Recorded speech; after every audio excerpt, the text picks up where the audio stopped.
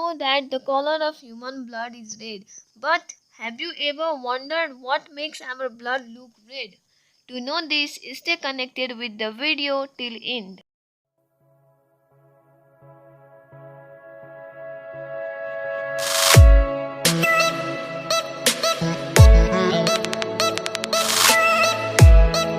So blood is red in color because it is made up of red blood cells.